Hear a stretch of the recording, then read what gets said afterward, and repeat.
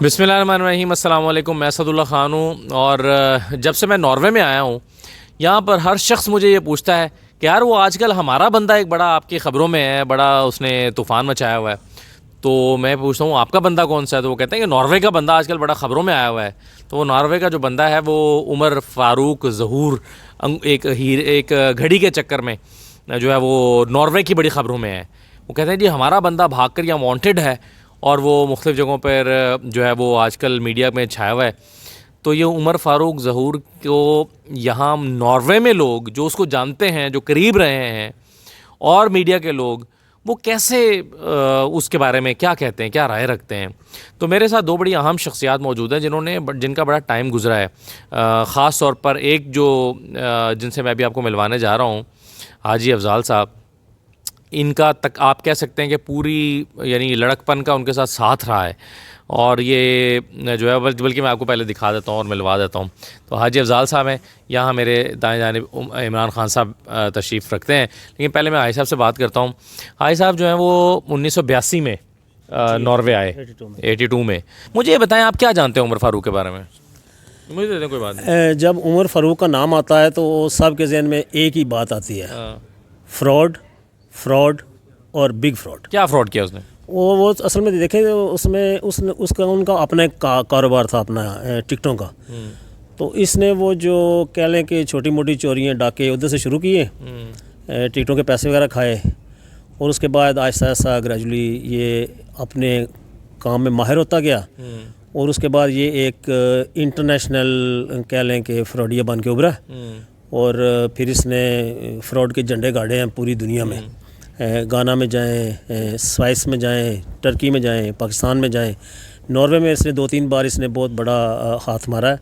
तो इस हवाले से ये सारे इस आदमी को एक फ्रॉड के नाम से सारे नहीं तो ये जानते हैं या नॉर्वे का कानून भी उसको फ्रॉड कहता है? जी, नॉर्वे में वो मतलूब है और बड़े सालों से नॉर्वे की पुलिस है, इंटरपोल में इसकी वांटेड है। तो ये बिल्कुल नॉर्वे के अगर आप देखें तो इधर एक बैंक का फ्रॉड हुआ है। तो आप कह लें कि वो 80 मिलियन क्रोन का फ्रॉड था। 80 मिलियन क्रोन का? 80 मिलियन क्रोन, जो ऑलमोस्ट कह लें कि 8 मिलियन US डॉलर बनते हैं।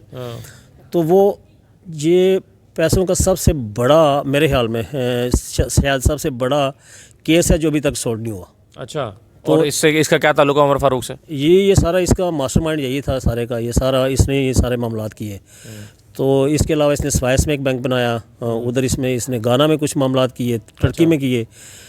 तो बस हम तो इसकी स्टोरियाँ सुनते रहते हैं, और अगर आपको इसको विकीपीडिया पे देखें। ये खाली स्टोरियाँ हैं, ये इसमें हकीकत भी है? नहीं, बिल्कुल हकीकत है जी, बहुत बड़ा माफिया। इसमें तो कोई दो राय नहीं है कि वो दुबई में छुप के बैठा हुआ है और उसके अच्छी पहुंच है। आप समझें कि उसके बड़े ताकतवर हलकों के साथ उसका है इंटरनेशनल लेवल पे, इसलिए तो वो बैठा हुआ उधर छुप के। वरना तो इंटरपोल उसके पीछे है, नॉर्वे की पुलिस उसके पीछे है, पाकिस्तान की इवन की पुलिस उसके पीछे है। तो वो बैठा हुआ है दुबई में। तो आपने कहा कि टिकटों के काम से उसने शुरू किया फ्रॉड, और किस कारोबार में पैसे कमाए उमर फ़ारूक ने? जी, उमर फ़ारूक ने इधर एक टेलीफोन कार्ड्स का उस वक्त था मामला, उसमें उसने एक बड़ा हाथ मारा। अच्छा। उसके अलावा जो इस स्वाइस बैंक की बात की है, जो इधर नोडिया बैंक है, उसके जैसे 80 मिलियन का उसने उधर से किया। तो ये स्टार्ट तो इसने टिकटों से किया, लेकिन उससे बाद इसने बड़े अच्छे तरीके से अपने वो जो ज़ेन को और वो अपने कारोबार को बढ़ाया। और ये मेरे ख्याल में अगर इसको हिस्ट्री में देखें तो ये दुनिया के एक बड़े फ्रॉडियों में बहुत बड़ा फ्रॉडी है। अच्छा, यहाँ पर सब लोग उनके बारे में ऐसे कहते हैं। मेरे साथ इमरान खान साहब हैं। तो इमरान खान साहब, आपने काफ़ी स्टोरी पे काम किया है जब से ये ख़बरों में आया है उमर फ़ारूक ज़हूर। तो आपने काफ़ी काम किया है स्टोरी के ऊपर।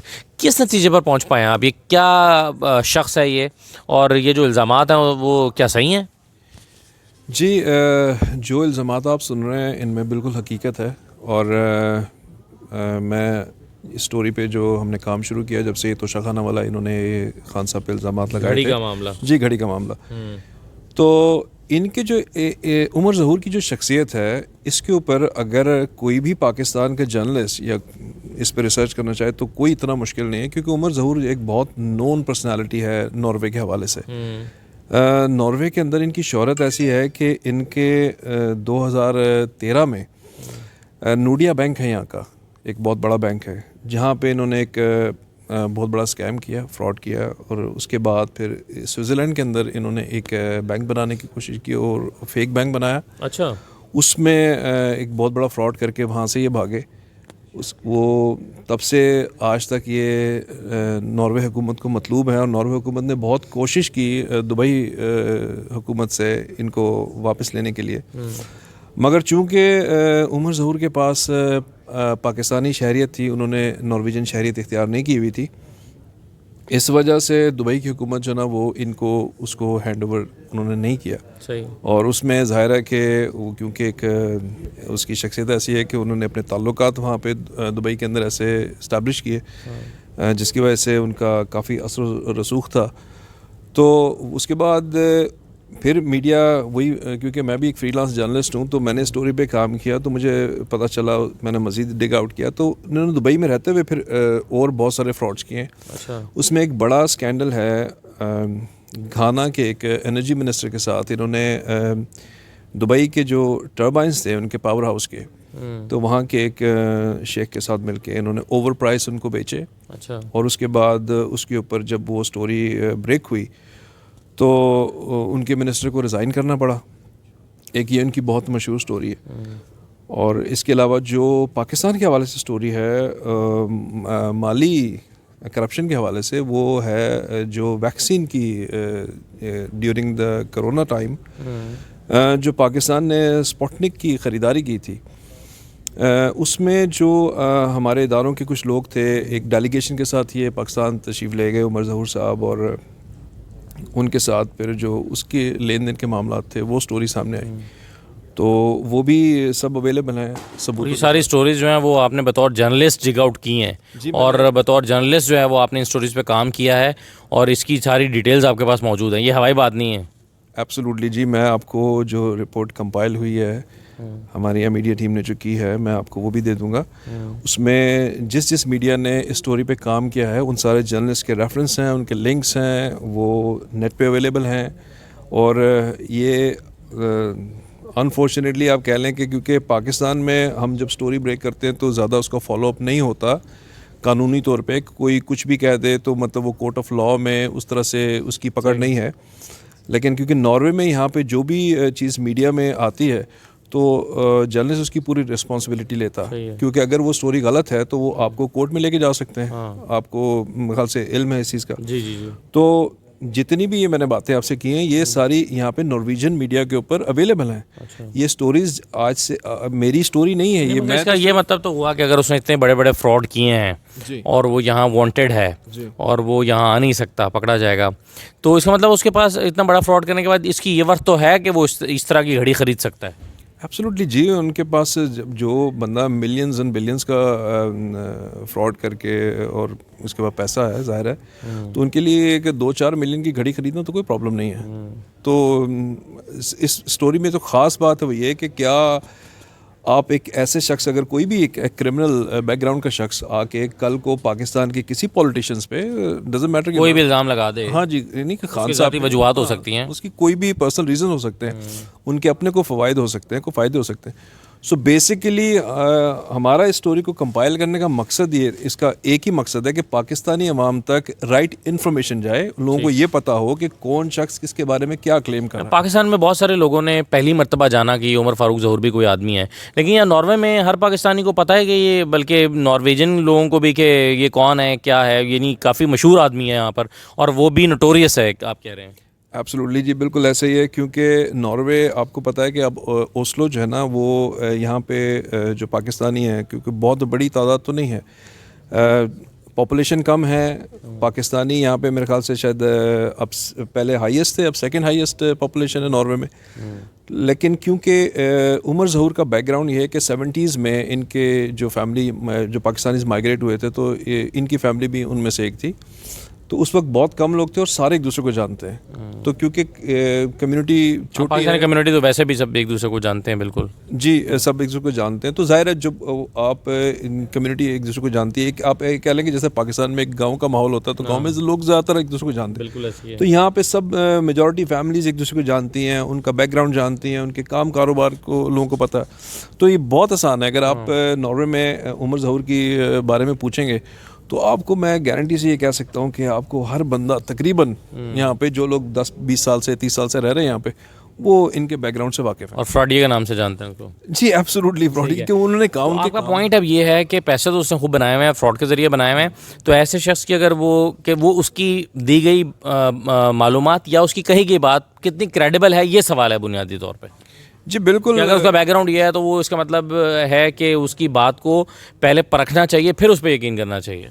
देखें, एक जाहिर सी बात है, अगर एक ऐसा कैरेक्टर जो खुद फ्रॉड्स में मुलविस रहा हो, वो कई जगह के कानून से भागा हुआ हो, जो ऐसे जराइम में मुलविस हो, वाइट कॉलर क्राइम्स के अंदर मुलविस हो, नॉर्वे को तो बिल्कुल 100% है कि नॉर्वे में तो आप ये चीज़ गवर्नमेंट इंस्टीट्यूशन से हम आपको इसकी वेरिफिकेशन भी करा के दे सकते हैं कि नॉर्वे पुलिस को तो पिछले कई सालों से मतलूब है, और उन्होंने कई दफ़ा कोशिश की दुबई हुकाम से बात की उन्होंने, लेकिन वो उनकी शहरियत की वजह से वो इनको हैंड ओवर नहीं कर सके। तो ऐसा मतलब शख्स, तो इसका मतलब ये है कि वो अपने किसी भी पर्सनल इंटरेस्ट के लिए भी किसी के लिए इस्तेमाल हो सकता है। मेरे ख्याल से अब तो वो बिल्ली थैले से बाहर आई हुई है। जो केसेस उनके पाकिस्तान में थे, उनकी कुछ निजी ज़िंदगी के हवाले से, उनके बच्चों के हवाले से जो भी, तो इसमें तो एक बड़ा क्लियरली एक चीज़ नज़र आती है कि वो अपनी रियायत के लिए, अब वो किसके लिए उन्होंने ये किया है, अपना क्या मकसद हासिल करने के लिए, तो वो भी उसको अगर मज़ीद ढूंढा जाए तो वो भी पता चल जाएगा कि उन्होंने क्या ये काम करने के बदले में उन्होंने क्या फ़ायदा क्या लिया। जी बिल्कुल ठीक है।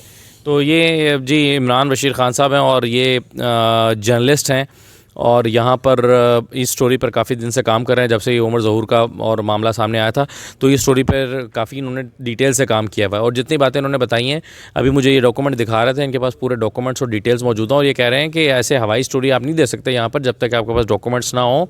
यहाँ पर कोई आपको कोर्ट ऑफ लॉ में ले जा सकता है और उसकी बड़ी हैवी पेनल्टी हो सकती है। तो पूरी डिटेल के साथ ये समझते हैं कि उमर फ़ारूक ज़हूर एक फ़्रॉड आदमी है और यहाँ वांटेड है नॉर्वे में, और हर शख्स जानता है कि उसने बहुत सारे फ्रॉड किए और एक नहीं काफ़ी सारे किए हैं। और आजिज़ अफजाल साहब से मैंने आपको मिलवाया तो हाजी साहब जो हैं ये 1982 में, मैं 1981 में पैदा हुआ था और आप 1982 से यहाँ पर जो है वो मौजूद हैं। तो आप ज़ाहिर है वो भी, उसको भी इतना अर्सा यहाँ पर हो गया और आपको भी, तो आपने बहुत डिटेल से बताया कि उसने यहाँ पर क्या क्या कार्रवाइयाँ डाली हैं। तो अब सवाल ये फिर पैदा होता है कि एक ऐसा शख्स जो है उसके बारे में पूरी तरह से इन्वेस्टिगेट किए बग़ैर क्या आप उसकी बात पे यकीन कर सकते हैं? क्योंकि नॉर्वे में आजकल एक हॉट इशू है ये उमर फ़ारूक ज़हूर। जब से मैं नॉर्वे आया हूँ हर बंदा कहता है कि जी वो हमारा एक बंदा यहाँ से भागा हुआ फ्रॉडिया और यहाँ से भाग कर गया हुआ एक बंदा है, तो वो आजकल आपके मीडिया में बड़ा छाया हुआ है। तो इस तरह से उसका जिक्र हो रहा है। मैं ज़ाती तौर पर उसको नहीं जानता, मैं ज़ाती तौर पर उससे कभी नहीं मिला, मैं ज़ाती तौर पर नहीं जानता उसके क्या कारोबार रहे हैं, लेकिन यहाँ पर लोग जो कह रहे हैं उनके बारे में वो मैंने आपको बताया और दिखाया है। इजाज़त दीजिए, अल्लाह हाफ़िज़।